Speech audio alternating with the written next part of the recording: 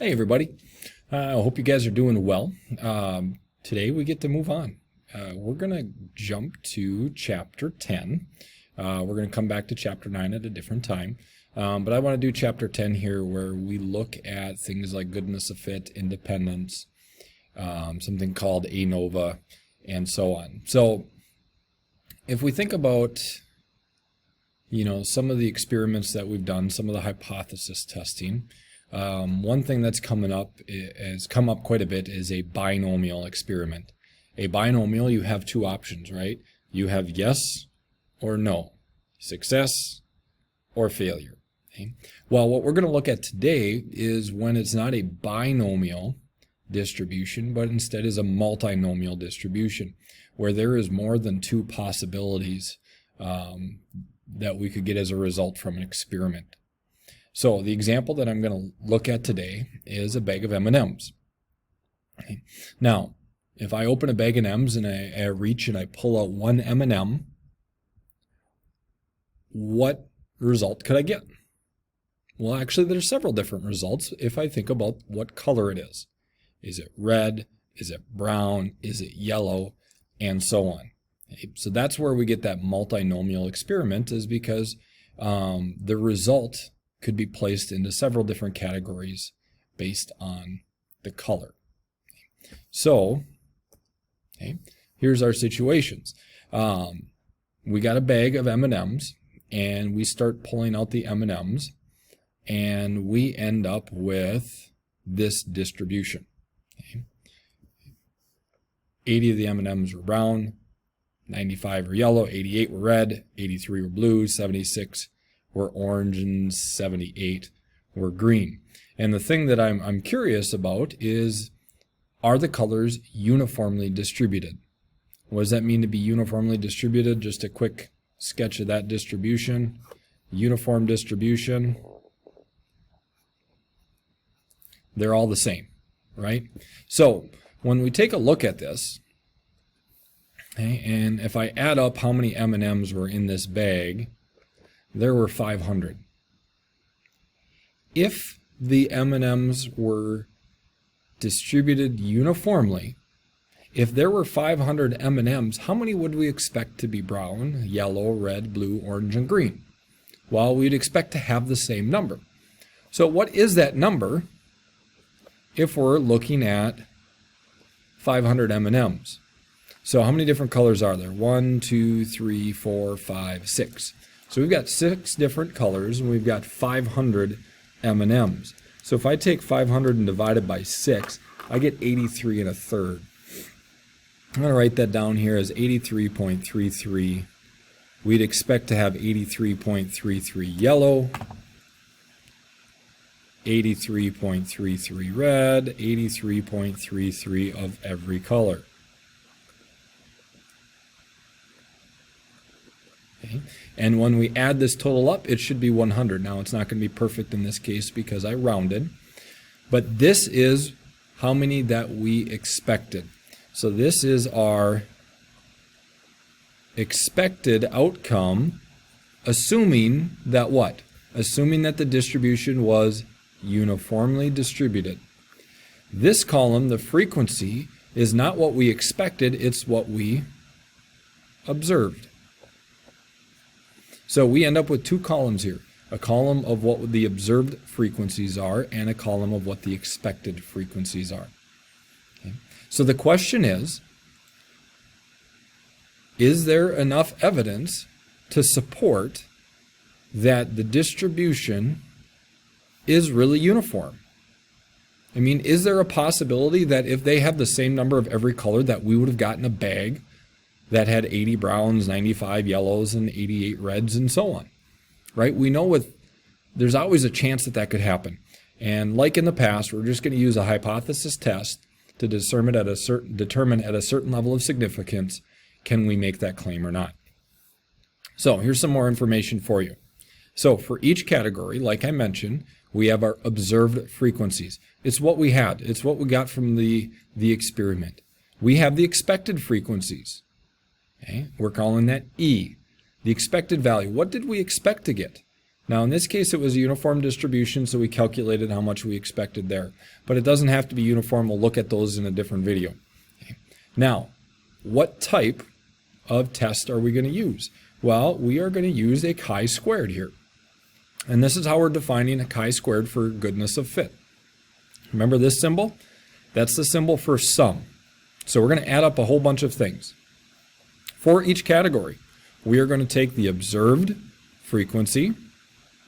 We're going to subtract the expected frequency.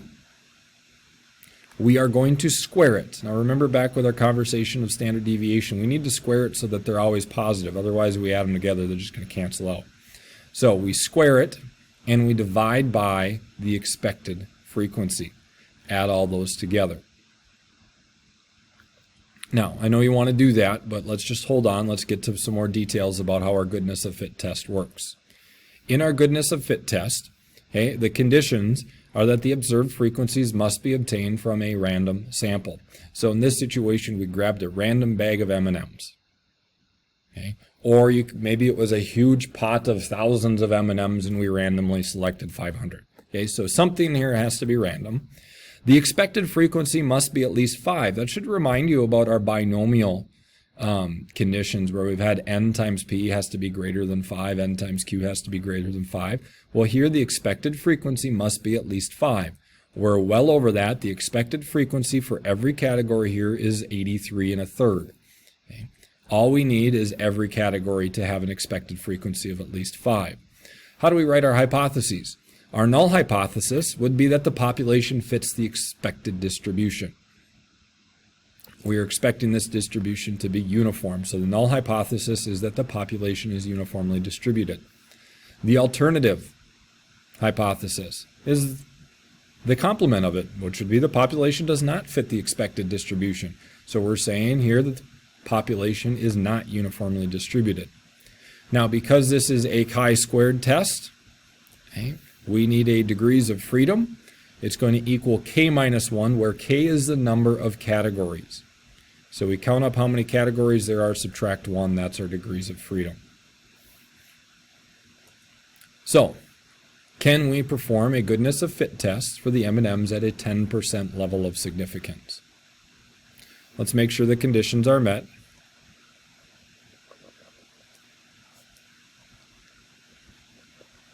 We've got random. We have, remember the other part, expected frequency to be at least 5. That would be for each category. So I'm just going to write this, E is greater than 5 for each category. All right, hypothesis time. Null hypothesis. The population is, get out of the way here, normally distributed. And that's our claim in this one. I'm claiming that the M&Ms are normally distributed. Not normally. Uniformly distributed. Normally distributed. We'll talk about that later. Okay? The alternative hypothesis is the population is not, I just almost did it again, uniformly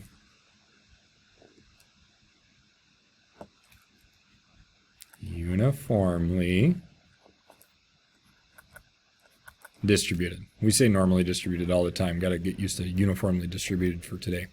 All right, so we have both of our hypotheses. Notice that we do have a level of significance of 10%.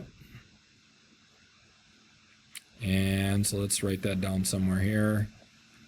We've got alpha equal to 0.1. What else do we need? We need our degrees of freedom.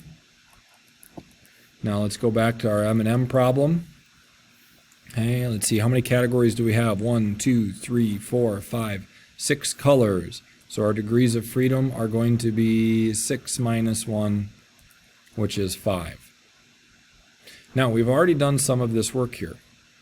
Okay. We have our observed frequencies, we have our expected frequencies. We're going to have to calculate this chi-squared.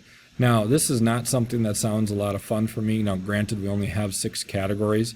Here's what I'm going to suggest. Let's grab our calculator. There's a good spot for me. And let's put this information in there. So I'm going to go to Stat, Edit. I've already put the expected frequency, the observed frequencies into list 1. In list 2, I'm going to type in the expected frequencies.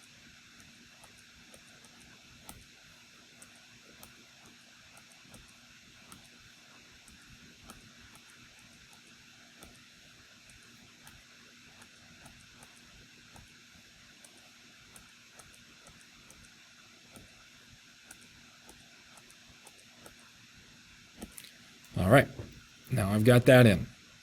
Let's go back to our formula here. We need to take the observed frequency, subtract the expected frequency, square it, and divide by the expected frequency. Our observeds are in list 1, our expected are in list 2. So what I will do on my calculator is I'm going to go over to list 3, and I'm going to type in that formula, but I'm going to replace the O's with list 1 and the E's with list 2. So I'm going to take list 1 minus list 2, square it, and divide by list 2. O minus E squared divided by E. There we go, and we see something different here for each. Notice that this 95, that's quite a bit bigger than our expected value, and notice what this term is. It's the biggest one, isn't it? Okay, and we can kind of look across the board and see some similar characteristics there. Now, what do we have to do with these? We have to add all those together. How am I going to add all those together in my calculator? Hey, hold on just a second. Let me pause this. I got to visit. All right, I'm back. What were we doing? We're going to add these together, right? Okay, so here's how I'm going to do that. I'm going to go Stat. We're going to go Calculate, just like before. We'll do one variable statistics.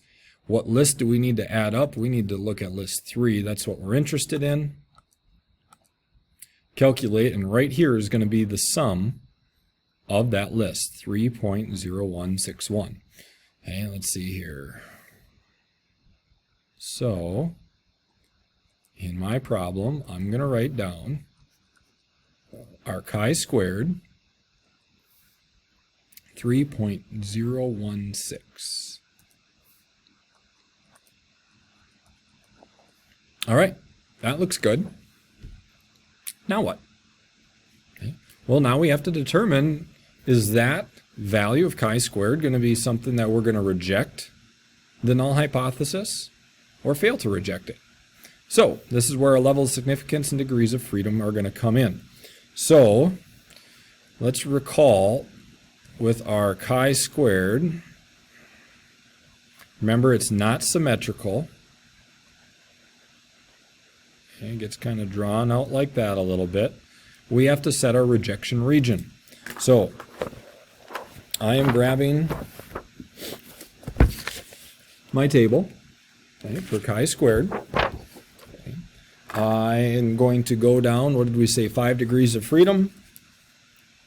I'm going to go over to a level of significance of 0.1, gives me 9.236. So we'll say that's right here, 9.236. That sets our rejection region. Okay. This would be, I can't remember if the book uses the critical, our chi-squared critical number to set that region. That gives that an area of 0.1. Well, when we take a look at our chi-squared from our data, well, it's 3.016, which is definitely not there, somewhere over here. That's where our chi-squared is. So we are going to do what? Fail to reject the null hypothesis. Now, the null hypothesis in this problem is our claim.